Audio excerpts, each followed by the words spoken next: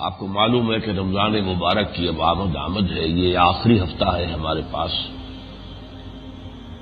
تو اس موقع پر عام طور پر روزہ، اس کی حکمت، اس کے احکام، اس کے لیے رمضان مبارک کے مہینے کا انتخاب، اس کی حکمت، اور پھر جو آخری حاصل ہونا چاہیے روزے سے اور رمضان کے پروگرام سے، اس کے بارے میں کچھ باتیں مجھے آج آپ کے سامنے رکھنی ہے.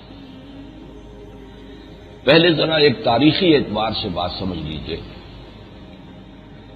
اسلام کی جو عبادات ہیں، نماز، یہ بھی عرب میں پہلے سے لفظ بھی موجود تھا، وہ نماز بھی پڑھتے تھے. یہ دوسری بات ہے، جو بھی تالیاں بجاتے تھے، سیٹیاں بجاتے تھے، لیکن نماز کے نام سے ایک عبادت ان کے ہاں تھی، جسے حضور کے زمانے میں آ کر یہ شکل دی گئی جس سے کہ آج ہم نماز ادا کر رہے ہیں. حج کا معاملہ تو بہت ہی یوں سمجھیے کہ اکثر و بیشتر صحیح طرز پر ہو رہا تھا، اس میں کوئی کمی کی بات نہیں تھی. بس انہوں نے یہ کیا تھا کہ ہم چونکہ کعبے کے متولی ہیں تو ہم حرم کے حدود سے باہر نہیں جا سکتے، تو عرفات میں نہیں جاتے تھے. عرفات میں باقی لوگ جاتے تھے، وہ منا ہی میں مقیم رہتے تھے. لیکن اس کی آنکھیں اسلام نے اصلاح کر دی. باقی قربانیاں وہ دیتے تھے، طواف وہ کرتے تھے، باقی اس میں انہوں نے مشرکانہ الفاظ استعمال کر لیے تھے. زکوٰۃ، صدقات، خیرات، اس کا تصور بھی موجود تھا، بلکہ ایک دوسرے سے اس میں مسابقت بھی کرتے تھے. اس نے اتنے غریبوں کو کھانا کھلایا ہے تو میں اس سے زیادہ کو کھلاؤں، یہ ان کے ہاں اس طرح سے مسابقت بھی. لیکن روزے کی کسی عبادت سے وہ سرے سے واقف نہیں تھے. لہذا ہمیں پورے مکی قرآن میں روزے کا کہیں لفظ نہیں ملتا، ذکر ہی نہیں ملتا مکی صورتوں میں سے کسی میں. البتہ لفظ صوم جو موجود تھا ان کے ہاں، جسے قرآن نے پک اپ کیا ہے پھر اور اس عبادت کے لیے اس کو عنوان بنایا ہے، یہ صوم ان کے ہاں مستعمل تھا. لیکن یہ صوم وہ گھوڑوں کو رکھواتے تھے. اس کا پس منظر کیا ہے کہ ان کے ہاں لڑائی بھڑائی، غارت گری، خانہ جنگی، یہ تو مسلسل ان کا ایک پیشہ سمجھیے کہ تھا. تو اس میں انہیں تیز رفتار سواری کی ضرورت تھی. کہیں پر حملہ کیا اور فوراً جیسے چھاپا مار دستہ ہوتا، باپ پیچھے بعد میں دوڑے. اب دوڑنے کے لیے تیز رفتار سواری چاہیے. ان کی عام سواری جو ہے اونٹ، وہ تو ان کے ماحول کے ساتھ مطابقت رکھتا تھا کہ ایک ہفتے پانی پینے کو نہ ملے تب بھی اسے کوئی فکر نہیں، باد سموم چل رہی ہو تو بھی اسے کوئی فرق نہیں پڑتا، کھانے کو نہ ملے تو اس سے بھی اسے کوئی فرق نہیں پڑتا. لیکن تیز دوڑنے کے لیے انہیں گھوڑا چاہیے تھا. گھوڑا ایک نازک جانور ہے، اس کے اندر ایک تمکنت ہے، نزاکت ہے. تو اسے ان سختیوں کو پابند کرنے کے لیے، اس عادی بنانے کے لیے روزہ رکھا تھا. کھانا پینا بند، دانا پانی بند. اور پھر یہ بھی کرتے تھے کہ جب باد سموم چلتی تھی، گرم ہوا، تو عرب بدو جو ہے وہ اپنا چہرہ کو لپیٹ لیتے تھے کپڑے کے اندر، رومال کے اندر، غترا جسے وہ کہتے ہیں. لیکن گھوڑے کا منہ سیدھا رکھتے تھے جدھر سے کہ لو آ رہی ہے، جو آگ جیسی ہوا آ رہی ہے، تاکہ اس میں اس آگ کو برداشت کرنے کا مادہ پیدا ہو جائے. یہ لفظ صوم تھا. تو صوم کو وہ استعمال کرتے تھے گھوڑوں کے لیے. انسانوں کا کوئی روزہ رکھنا ان کے ہاں نہیں تھا. حضور جب مدینے تشریف لائے ہجرت کر کے، تو یہاں آپ نے دیکھا کہ یہودی یوم عاشورہ کا 10ویں محرم کا روزہ رکھتے ہیں. آپ نے پوچھا بھئی کیوں؟ انہوں نے کہا کہ ہمارے نبی حضرت موسیٰ علیہ السلام اور ان کے ساتھیوں کو نجات ہوئی تھی آل فرعون سے 10ویں محرم کو. فرعون اس کا لاؤ لشکر غرق کیا گیا اور ہمیں پار کر کے اور ہمیں آزاد کر دیا گیا، تو ہم اس دن کے شکرانے کے طور پر روزہ رکھتے ہیں. تو حضور نے فرمایا کہ موسیٰ کے تو ہم تم سے زیادہ حقدار ہیں، لہٰذا آپ نے اپنے ساتھیوں کو حکم دے دیا کہ تم بھی روزے رکھو. لیکن روزہ ایک نہیں، 2 رکھو، تاکہ یہودیوں سے تشخص بھی، علیحدگی بھی قائم ہو جائے. وہ صرف 10ویں کا روزہ رکھتے، تم 9ویں کا بھی رکھو. یہاں سے روزے کی ابتدا. اس کے بعد قرآن مجید میں جو پہلا حکم آیا وہ اصل میں 3 روزے تھے کہ جو ہر مہینے میں حضور نے لازم کر دیے تھے. یہ چونکہ تدریج قرآن مجید میں شریعت کے احکام میں تدریج آئی ہے، نماز میں تو الٹی تدریج آئی ہے، سختی پہلے شدید ترین تھی، رات کے 2/3 حصہ، آدھا حصہ، تہائی حصہ کھڑے رہو، اس کے بعد نرمی آنی شروع ہوئی۔ باقی سب چیزوں میں جو ہے وہ شروع میں نرمی، بعد میں رفتہ رفتہ سختی ہوئی۔ شراب پہلے صرف یہ کہا گیا کہ یہ اس میں فائدہ بھی ہے لیکن نقصان زیادہ ہے، اس کے اندر گناہ کا پہلو زیادہ ہے۔ پھر اگلا حکم آیا اگر تم شراب کے نشے میں ہو تو نماز کے قریب نہ جاؤ، بہت سے لوگوں نے اسی پر شراب چھوڑ دی۔ پھر سورہ مائدہ میں آخری حکم آ گیا۔ تو روزے سے چونکہ یہ لوگ واقف نہیں تھے، اس کے عادی نہیں تھے، اگر 1 مہینے کے روزے فوراً رکھوا دیے جاتے تو ان کے لیے بہت مشقت طرح بات ہو جاتی۔ ہو سکتا ہے وہ پہلا مہینہ جو ہے مئی کا ہی آ جائے، جون کا ہی آ جائے، تو وہ تو آسان کام نہیں ہے پھر روزے رکھنا 1 مہینے کے۔ لہذا پہلے عادی بنانے کے لیے 3 دن ہر مہینے میں 13ویں، 14ویں، 15ویں تاریخ یہ جو ہے چاند کی، کیونکہ یہ 13ویں، 14ویں، 15ویں کی راتیں جو ہے روشن ہوتی ہیں تو انہیں ایام 20 کہتے ہیں، روشن راتوں والی دن۔ تو یہ 3 دن کے روزے رکھوائے۔ پہلا حکم قرآن میں اس کے بارے میں آیا ہے، جس کے بارے میں فرمایا یا ایھا الذین آمنوا کتب علیکم الصیام کما کتب علی الذین من قبلکم لعلکم تتقون۔ ابھی میں صرف اس آیت تک اپنی بات رکھوں گا، رمضان کا ذکر ابھی نہیں کر رہا، اس لیے کہ میرے نزدیک یہ حکم جو ہے وہ ان 3 روزوں کے بارے میں تھا کہ جو حضور نے فرمایا اور آپ کے حکم کے تحت صحابہ نے رکھے، اور اس میں 2 رعایتیں دی گئی۔ اگر کوئی سفر پر ہے یا بیمار ہے تو اور دنوں میں تعداد پوری کر لے، اور اگر اس کے باوجود کہ نہ وہ سفر میں نہ بیمار ہے پھر بھی نہ روزہ رکھے تو 1 مسکین کو کھانا کھلا دے۔ یہ بھی رعایت ہے، تدریجاً آدمی بنانا تھا نا، تو رعایت کر کے ڈھیل کے ساتھ بات آگے بڑھائی۔ تو یہ جو فرمایا یا ایھا الذین آمنوا ہے، وہ لوگ جو ایمان لائے ہو، کتب علیکم الصیام، تم پر روزہ رکھنا فرض کیا گیا، کما کتب علی الذین من قبلکم، جیسے کہ تم سے پہلی امتوں پر جو تم سے پہلے تھے فرض کیا گیا۔ یہود کے ہاں بھی روزے تھے اور عیسائیوں کے ہاں بھی تھے۔ تو اس کا مقصد کیا ہے؟ لعلکم تتقون، تاکہ تمہارے اندر تقوی پیدا ہو جائے۔ اب اس کے لفظی معنی سمجھ لیجیے، تقوی کے معنی کیا ہے؟ اللہ کے احکام کو توڑنے سے بچنا، یہ بچنا، لفظ کے لفظی معنی ہے بچنا۔ دنیا میں اللہ کے احکام کو توڑنے سے بچو گے تو آخرت میں اللہ کے عذاب سے اور جہنم سے بچ جاؤ گے۔ یہ دونوں جگہ کا بچنا ہے، یہاں بچو حرام سے، غلط کام سے، برے کاموں سے، اور وہاں بچ جاؤ گے جہنم سے۔ لیکن اس کے خلاف جو قوتیں ہیں ان میں سے مثلاً ایک قوت ہمارا اپنا نفس ہے۔ ہمارے جو نفسانی تقاضے ہیں وہ اندھے بہرے ہیں۔ بھوک لگی ہے تو جو بھی مل جائے کھانا ہے، حلال ہے یا حرام ہے۔ پیاس لگی ہے تو جو بھی مل جائے پینا ہے، جائز ہے یا ناجائز ہے۔ شہوت کا جذبہ اٹھا ہے تو اسے پورا کرنا ہے، حلال حرام، جائز ناجائز، جس راستے سے بھی ہو۔ تو چونکہ انسان جو ہے وہ نفس کا غلام ہوتا ہے عام طور پر، تو ظاہر بات ہے کہ اب اس نفس کو قابو میں رکھنے کے لیے ایک ایکسرسائز دی گئی۔ یہ ایکسرسائز کا جو ملٹری میں ہے، آپ کو معلوم ہے کہ فوج جو ہے ہمارے ہاں اتنا بڑا خرچہ، وہ جو ہے ہمارے جو بجٹ کا سب سے بڑا برڈن ہے، وہ جنگ کتنے دن ہوئی ہے آج تک، لیکن ایکسرسائزز ہر وقت رہتی ہیں تاکہ جنگ کے لیے چاق اور چوبند رہے، کیا پتہ کب جنگ ہو جائے۔ تو اسی طرح یہ ایکسرسائز ہے کہ آپ 1 مہینہ یا جو 3 دن تھے شروع میں، صبح سے شام تک حلال چیز بھی نہیں کھائیں گے، حالانکہ آپ کو بھوک لگ رہی ہے، کھانا موجود نہیں کھائیں گے، اللہ کا حکم نہیں، روزہ رکھا ہوا ہے۔ پیاس لگ رہی ہے، پانی موجود نہیں پئیں گے، اللہ کا حکم نہیں، اللہ کی اجازت نہیں ہے، روزہ رکھا ہوا ہے۔ آپ کو اندر جنسی جذبہ ابھرا ہے، بیوی موجود ہے یا قانونی جائز لوڈی موجود ہے، آپ کر سکتے ہیں لیکن نہیں، اجازت نہیں ہے۔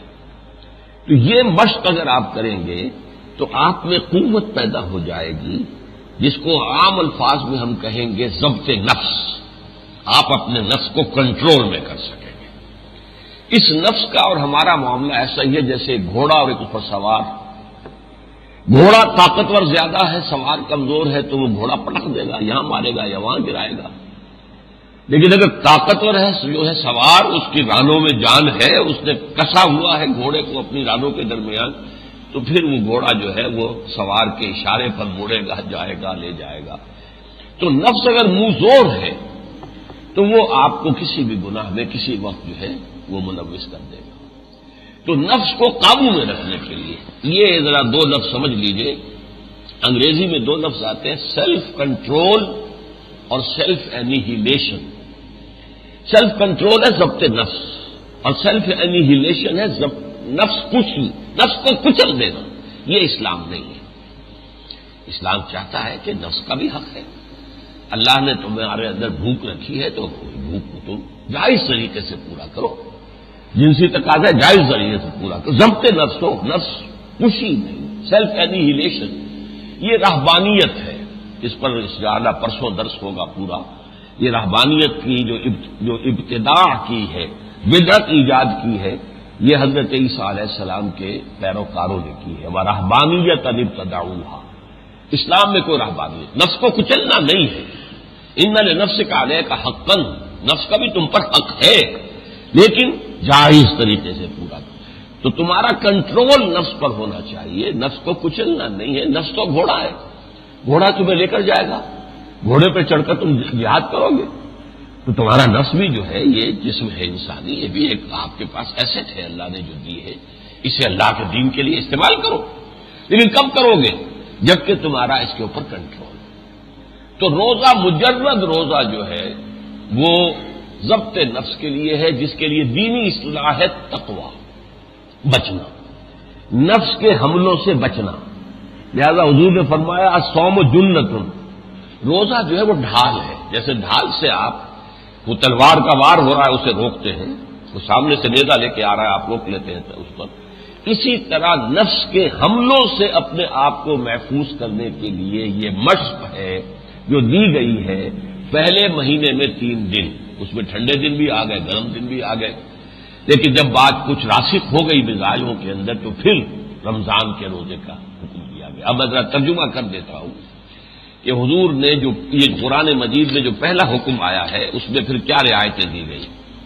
یا ایھا الذین آمنوا، آپ بھی اپنے کھول لیجئے، صفحہ 2 ہے یہ۔ کتب علیکم الصیام کما کتب علی الذین من قبلکم لعلکم تتقون ایاما معدودات، یہ گنتی کے چند دن ہیں۔ ہمارے جدید مفسرین اور جو اردو کے مترجمین ہیں انہوں نے اکثر و بیشتر بڑی ٹھوکر کھائی ہے، وہ ان 2 آیات کو بھی روزہ رمضان سے متعلق سمجھتے ہیں۔ میں اپنے نوجوانی کے دور سے میڈیکل کالج میں جب پڑھتا تھا اس وقت سے میں درس قرآن دیتا تھا، تو میں سمجھتا تھا یہ بات غلط ہے، یہ آیتیں علیحدہ علیحدہ اتری ہیں۔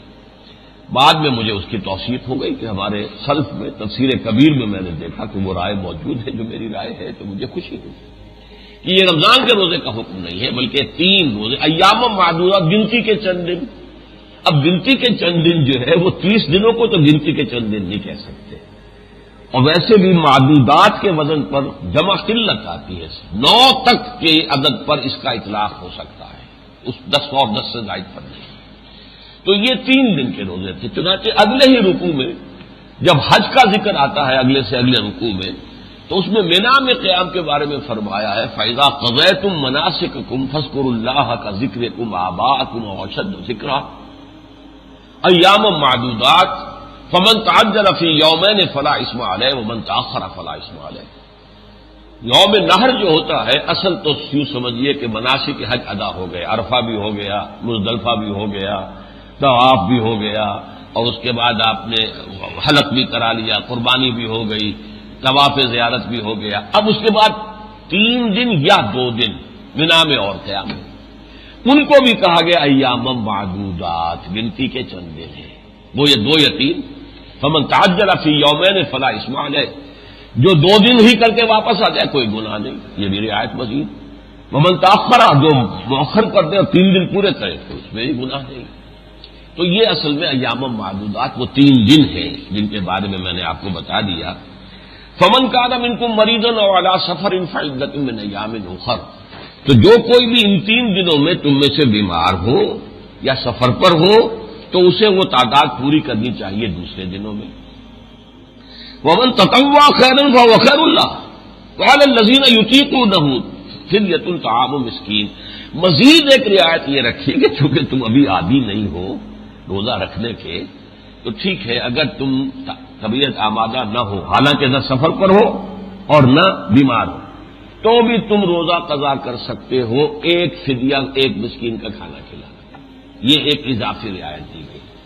بیمار ہو یا سفر پر ہو تو دوسرے دنوں میں تعداد پوری کرو، ورنہ یہ ہے کہ اگر نہیں تم نے رکھا تو پھر اس کی قضا کیا ہے؟ روزہ رکھنا قضا نہیں ہے بلکہ ایک مسکین کا کھانا کھلا دینا. وعلی الذین یطیقونہ فدیۃ طعام مسکین فمن تطوع خیرا فهو خیر اللہ، اور جو نیکی سے اپنی مرضی سے نیکی کرے وہ اس کے لیے بہتر ہے. ایک کے بجائے 10 مسکینوں کو کھانا کھلائے، نور اللہ نور، روزہ بھی رکھے مسکینوں کو بھی کھلائے، نور اللہ نور. لیکن یہ کہ پہلے جو ہے اس کے اندر وَأَن تَصُومُوا خَيْرٌ لَكُمْ إِن كُنتُمْ تَعْلَمُونَ، لیکن اگر تم روزہ رکھو تو یہ تمہارے لیے بہتر ہے. تو گویا کہ اختیار ہے ابھی روزہ رکھو یا نہ رکھو. نہ رکھو گے تو ایک مسکین کا کھانا کھلا دو، اور رکھو اور پھر اس رکھنے میں تم سے کوئی بیماری کی وجہ سے یا سفر کی وجہ سے کوئی ایک قضا ہو جائے تو اس کی تعداد پوری کرو. اب اس کے بعد یعنی یوں سمجھیے کہ یہ عبادت جو ہے روزے کی یہ کسی بھی مہینے میں فرض ہو سکتی تھی. سارے مہینے اللہ ہی کی ہے نا. ویسے حضور نے فرمایا ہے رمضان شہر اللہ و شعبان شہری، رمضان اللہ کا مہینہ ہے اور شعبان میرا مہینہ. شعبان میں آپ زیادہ کثیر ترین جو روزے رکھتے تھے جو نفلی وہ شعبان میں رکھتے تھے. وہ یا کہ تیاری ہو رہی ہے، جیسے آپ 4 فرض زور کے پڑھتے ہیں، 4 فرض پہلے 4 جو ہے سنتیں پڑھتے ہیں، تو یہ گویا کہ ایک تمہید ہو رہی ہے. ورنہ اصل نماز تو 4 فرض. تو فرض روزے جو آنے ہیں رمضان کے اس سے پہلے شعبان میں حضور کثرت کے ساتھ کسی اور مہینے میں اتنے روزے نہیں رکھتے تھے جتنے شعبان میں. اب اگلی آیت آ گئی، شہر رمضان الذی انزل فیہ القرآن. رمضان کا مہینہ جو اب روزے کے لیے فرض کیا جا رہا ہے پورا مہینہ، یہ وہ ہے کہ جس میں قرآن نازل کیا گیا. اور قرآن کی مدح کیا ہے؟ ھدی للناس وبینات من الھدی والفرقان، ہدایت ہے لوگوں کے لیے اور ہدایات کی بھی واضح تعلیمات ہے. کوئی جو ہے وہ سمجھیے کہ کوئی پہیلیاں نہیں پہنچوائی گئی ہیں، نہ ہی کوئی فلسفے اور منطق جو ہے بھگائی گئی ہے. سادہ زبان میں بینات من الھدی والفرقان، اور بھلے اور برے میں اور صحیح اور غلط میں فرق کر دینے والی شے ہے قرآن. یہ علیحدہ یہ علیحدہ، دودھ کا دودھ پانی کا پانی. یہ 3 الفاظ تو یہاں اللہ نے خود استعمال کیے. شہر رمضان الذی انزل فیہ القرآن. اچھا اب اس کا مفہوم کیا ہے؟ ہمیں یہ معلوم ہے کہ حضور پر تو قرآن مجید 23 سال میں اترا ہے، تھوڑا تھوڑا تھوڑا تھوڑا. تو اب اس کے ترجمے 2 کیے گئے ہیں. ایک تو یہ کہ شہر رمضان میں وہ رات ہے جو 1000 سال سے بہتر ہے، افضل ہے، لیلۃ القدر. اس میں آغاز ہوا ہے قرآن کے نزول کا، یہ مطلب ہے. انزل فیہ القرآن، نازل کیا گیا یعنی آغاز کیا گیا نزول کا. ایک مفہوم یہ ہے کہ پورا قرآن لوح محفوظ سے یا کتاب مکنون سے اتار دیا گیا سمائے دنیا تک جو سب سے قریب ہمارا آسمان ہے. پھر یہاں سے جستا جستا جستا جستا حضور پر حضرت جبرائیل اللہ کے حکم کے مطابق نازل کرتے تھے. اسی لیے انزال اور تنزیل میں عربی میں فرق ہے. اعلام ہے کسی کو کچھ بتا دینا، تعلیم ہے کسی کو کچھ سکھانا. سکھانے میں محنت کرنی پڑتی ہے. وہ سمجھ گیا کہ نہیں سمجھے، نہیں سمجھا، اچھا میں دوبارہ بتاتا ہوں، ابھی نہیں سمجھے، اچھا تعلیم یہ ہے. اعلام بتا دیا بس، ما علینا الا البلاغ، ہم نے بتا دیا. اسی طرح انزال ہے دفعتاً کسی چیز کا اتار دینا، اور تنزیل ہے تعلیم کے وزن پر تھوڑا تھوڑا تھوڑا تھوڑا کر کے اتارنا. تو قرآن مجید میں لیلۃ القدر کا ذکر بھی ہے. انا انزلناہ فی لیلۃ القدر، انزال سے ہے یہ لفظ. یہاں پر بھی شہر رمضان الذی انزل فیہ القرآن، یہ بھی انزال سے ہے. لیکن حضور پر نزل بہ الامین، امین روح الامین حضرت جبرائیل نے نازل کیا ہے علی قلبے کا، نازل کیا اس قرآن کو ہے نبی آپ کے قلب مبارک پر. یہ تھوڑا تھوڑا کر کے نازل کیا، وہ تنزیل. اچھا یہ جو مدح ہے اللہ تعالیٰ نے قرآن مجید میں اپنے کلام کی مدح اور تعریف، اس کی عظمت کا بیان بہت سے اندازوں میں کیا ہے. اس پر میری بڑی مفصل تقاریر ہے، کیسٹس ہیں. لیکن اس کتابچے میں ہم نے ایک حدیث، قرآن کی عظمت اور فضیلت پر ایک بڑی لمبی حدیث ہے، وہ دی گئی ہے صفحہ 4 اور 5 پر، اس کا ترجمہ بھی موجود ہے. یہ ہماری طرف سے ہدیہ سمجھیے. یہ جا کر آپ اپنے گھر میں ان چیزوں کو پڑھیں کہ قرآن مجید کی عظمت حضور نے کیا بیان کی ہے. فی الحال اسی پر اتفاق کرنی ہوگی کہ شہر رمضان الذی انزل فیہ القرآن ھدی للناس وبینات من الہدی والفرقان فمن شہد منکم الشہر فلیصم، جو کوئی بھی تم میں سے پائے اس مہینے کو اس پر لازم ہے کہ روزہ رکھے۔ اب اختیار نہیں رہا، یہ نہیں رہا کہ نہ رکھو تو ایک مسکین کو کھانا کھلا دو۔ ہاں، اس اختیار کو حضور نے اپنے حکم سے قائم رکھا۔ کس کے لیے؟ وہ بہت بوڑھا مرد ہے، عورت ہے، فاقہ اس سے برداشت نہیں ہو سکتا، جان جانے کا اندیشہ ہے، وہ ایک مسکین کو کھانا کھلا رہے ہیں۔ یا کوئی ایسے مرض میں مبتلا ہے کہ جس مرض کی شفا یاب ہونے کی اب توقع نہیں، ڈائبٹیز اس انتہا کو پہنچی ہوئی ہے کہ ڈاکٹر بھی کہتے ہیں you have to live with it, بھائی اب اس کے ساتھ ہی زندگی گزارنی ہے تو تمہیں یہ احتیاطیں کرنی ہے۔ اور ڈائبٹک آدمی جو ہے وہ فاقہ برداشت نہیں کر سکتا، لہذا ایسے لوگوں کے لیے حضور نے وہ جو پہلے تھی ایک اضافی رعایت وہ باقی رکھی، ورنہ اب رمضان کے روزے فرض ہیں۔ فمن شہد منکم الشہر فلیصم ومن کان مریضا او علی سفر فعدۃ من ایام اخر۔ اب یہ وہی الفاظ دوہرا کر آ گئے، جو کوئی بیمار ہو یا سفر پر ہو تو وہ تعداد پوری کرے دوسرے دنوں میں، قضا روزہ ہی رکھنا ہوگا، یہ قضا اب کوئی مسکین کا کھانا کھلا دینا نہیں ہے۔ اچھا، یہی جو تکرار ہے، اسی کی وجہ سے ایک میں نوجوان طالب علم تھا کالج میں پڑھنے والا، اسی تکرار کی وجہ سے میری رائے یہ تھی کہ یہ آیتیں ایک وقت میں نہیں اتر سکتی۔ وہاں بھی فرمایا ومن کان منکم مریضا او علی سفر فعدۃ من ایام اخر، یہاں پھر وہی آ گیا ومن کان مریضا او علی سفر فعدۃ من ایام اخر۔ یہ تکرار نہیں ہو سکتی ایک ہی وقت، یہ لازماً دو مختلف اوقات میں لازم، یہاں ترتیب میں حضور کے حکم سے یہاں رکھ دی گئی، لیکن یہاں پر وہ ابھی تک جو ہے ایک جو ہے رعایت وہ برقرار ہے کہ بیمار ہو یا سفر پر ہو تو روزہ نہ رکھے۔ اس میں ہمارے ہاں بڑا برعکس رویہ ہے لوگوں کا۔ نماز میں رعایت اگر ہے قصر کرنے کی تو ہمارے ہاں شدت یہ ہے کہ اگر قصر بھی کرو گے تو نماز ہوگی نہیں، لا حول ولا قوت الا باللہ، ہے ایک رائے ہے، شدت ہے۔ بعض حضرات کے نزدیک واجب نہیں، آپ چاہیں تو قصر سے فائدہ اٹھائیں، چاہیں تو نہ اٹھائیں، لیکن فقہ حنفی میں یہ واجب ہے۔ اگر آپ نے قصر نہیں کی، دو رکعت جو کے بجائے چار پڑھے تو آپ کی نماز ہوئی نہیں، دوبارہ پڑھیں۔ یہ روزے میں جو رخصت دی ہے اس کے کسی کو خیال نہیں ہے۔ عام طور پر سفر میں بھی لوگ روزہ رکھتے ہیں، 104 بخار چڑھا ہوا روزہ میں نے نہیں چھوڑنا ہے، یہ گویا بڑا تقویٰ دکھا رہا ہے اپنا اور اپنی بڑی دینداری کا مظاہرہ کر رہا ہے۔ بھائی اللہ نے تمہیں اجازت دے رکھی ہے، تو اس لیے فرمایا یرید اللہ بکم الیسر ولا یرید بکم العسر، اللہ تمہارے ساتھ آسانی چاہتا ہے، سختی نہیں چاہتا، یہ تم اپنے اوپر سختی کرتے ہو۔ حضور نے فرمایا لیس من البر الصیام فی السفر، سفر میں روزہ رکھنا نیکی میں سے نہیں ہے، یہ تم نے اپنے گھڑ لیے اپنے دل میں نیکی۔ اچھا، سفر میں بعض اوقات چلیے آج ہی تک تکالیف نہیں ہوتی، آج گاڑی میں سفر کر رہے ہیں، ہر جگہ کھانے مل جاتے ہیں، یہ نہیں، سفر سفر ہے۔ گھر میں جو سکون اور اطمینان ہوتا ہے وہ کبھی سفر میں نہیں ہوتا، انسان کے معمولات بدلے ہوئے ہوتے ہیں۔ تو جو اللہ نے رعایت دی ہے اس میں ایک انتہا یہ بھی ہے کہ لوگ سمجھتے ہیں وہی انتہا جو میں نے کہا کہ نماز قصر نہیں کی تو نماز ہوئی نہیں، تو کچھ لوگ کہتے ہیں کہ اگر سفر میں روزہ رکھا تو روزہ ہوا ہی نہیں، پھر بھی قضا دینی پڑے گی، کیونکہ وہ روزہ تم پر فرض تھا نہیں اور تم نے رکھا تو وہ تو نفلی ہو گیا، اور فرض روزہ تمہارا قضا ہو گیا، تمہیں قضا دینی پڑے گی۔ واللہ عالم، میں اس میں فقہی بحثوں میں نہیں جانا چاہتا، لیکن جو حکمت ہے وہ کیا ہے کہ ہے تو فرض، تعداد پوری کرنی ہوگی، لیکن یہ کہ اگر بیمار ہو یا سفر پر ہو تو تمہیں دوسرے دنوں میں اجازت ہے کہ اس کی تعداد پوری کر لو۔ اللہ تعالیٰ تمہارے ساتھ آسانی چاہتا، سختی نہیں چاہتا۔ وَلِتُكْمِلُوا الْعِدَّةَ، لیکن اب تعداد پوری کرنی ہوگی، اور اس میں سختی اب اتنی ہے، اگر آپ نے رمضان مبارک کا کوئی روزہ قضا کر دیا بغیر کسی عذر کے تو اس کی قضا 60 روزے ہوں گے۔